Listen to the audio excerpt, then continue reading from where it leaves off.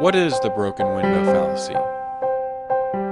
It all starts when a hooligan decides to throw a brick through the local baker's window. The community gathers at the bakery to discuss what has happened. I feel bad for that poor baker. He's lost a window. It's true, but if you stop and think about it, maybe it's not all that bad. After all, the baker does have to repair his window, which means the glazier will now have work to do.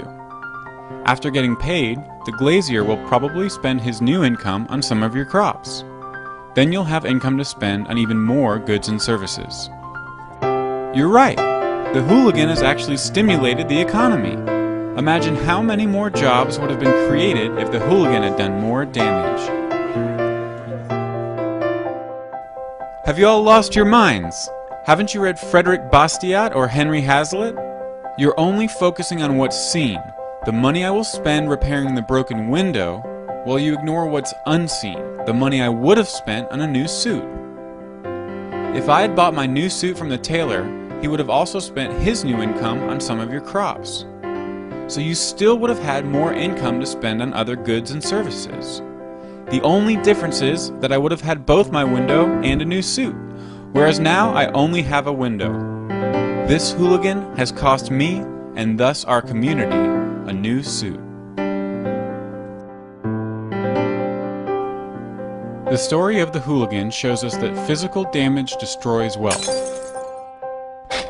After all, if the hooligan's act actually did stimulate the economy, then society would have been better off if he had destroyed the sign, the building, and the rest of the town.